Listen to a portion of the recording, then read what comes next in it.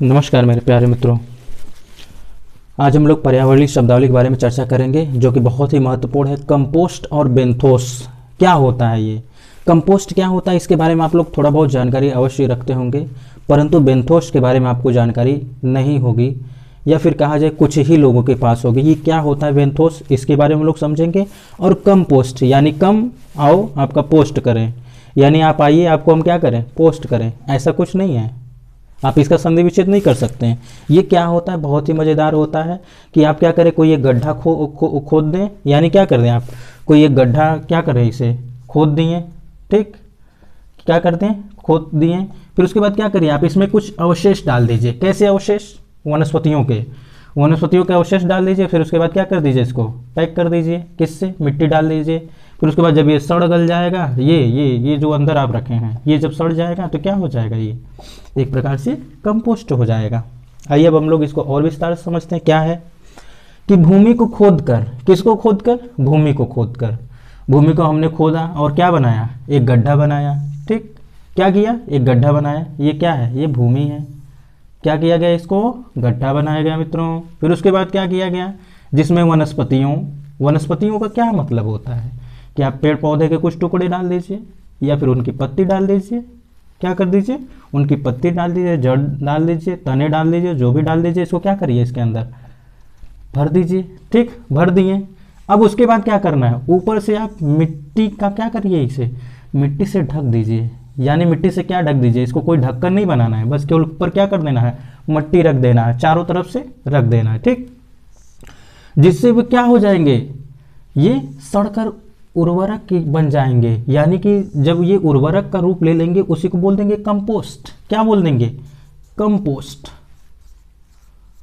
आप में से बहुत से लोग जानते होंगे, गांव में ऐसा आज भी होता है कि क्या करते हैं कि कोई एक जगह गड्ढा खोद देते हैं, फिर वहां पे ले जाकर के अवशेष डाल देते हैं। अवशेष का तात्पर्य क्या होता है, वो कई सारे अवशेष डाल देते हैं, जैसे कि जो गाय होते हैं, भैंस होते हैं, उनके वेस्ट मटेरियल को ले जाके एक जगह रख देते हैं, या फिर क्या कर देते हैं, वो अवशेषों को डाल देते हैं, जैसे कि पेड़ पौधे होते हैं, डाल करके उसके ऊपर मिट्टी डाल देते हैं। मिट्टी डालने के बाद क्या होता है, कुछ दिन बाद जब उसको आप खोदेंगे, यानी कि जिसको आप ढके थे, ये जो आप ढके थे, इसको जब आप खोदेंगे तो इसके अंदर जो चीज़ें आपको मिलेंगी वो बहुत ही फर्टाइल चीज़ें रहेंगी, यानी कि उसमें बहुत ही ज़्यादा वो कारगर रहेगी, फर्टिलाइजर के रूप में कार्य करेगी, ठीक।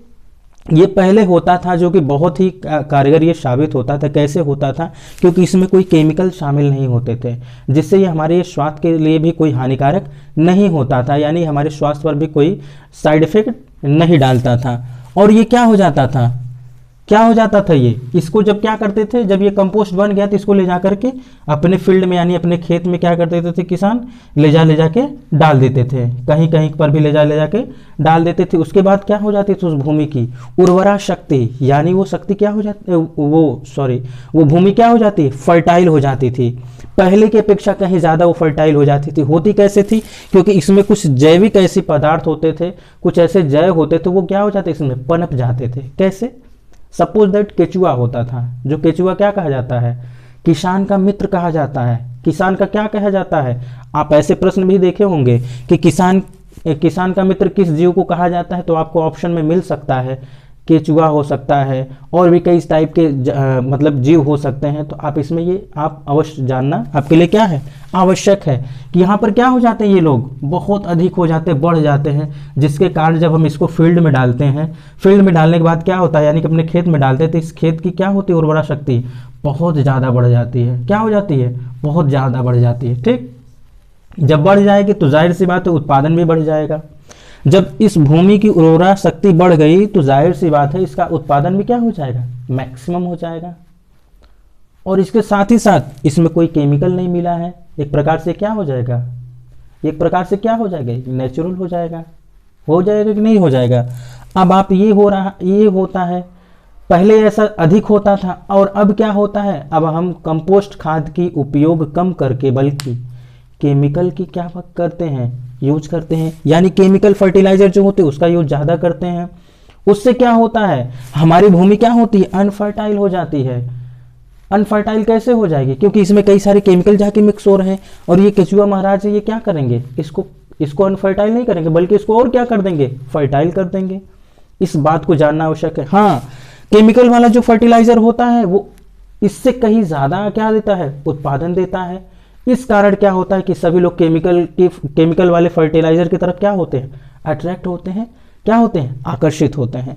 तो अब आप समझ गए होंगे कंपोस्ट जो खाद होती है, यानी जो कंपोस्ट होता है, उससे क्या बेनिफिट है और क्या नहीं है। और हमें देखना ये है कि अगर हम इसको उत्पादन के रूप में देखते हैं कि हमें ज़्यादा उत्पादन लेना है, तो उसके लिए कंपोस्ट खाद नहीं काम कर पाएगी। अगर आपको स्वस्थ वर्धक रहना है, अगर आपको अच्छे फसल लेना है, कम ही रहे लेकिन ये क्या रहे, वो नेचुरल रहे, तो उसके लिए ये बेस्ट है। ठीक, इसी के कारण इसको क्या कर दिया गया है, अब बहुत कम ही इस पर ध्यान दिया जाता है, इस पर कार्य किया जाता है। परंतु ये पहले क्या होता था, ऐसे ही इसी से ही अपनी भूमि की उर्वरा शक्ति बनाई जाती थी, क्या करने के लिए, फसल उपजाने के लिए। तो ये हो गया कंपोस्ट। कंपोस्ट का तात्पर्य क्या हो गया, आप साइड में एक डायग्राम भी बना लीजिएगा जिससे आपको समझ में आ जाएगा। आइए अब हम लोग समझते हैं बेंथोस।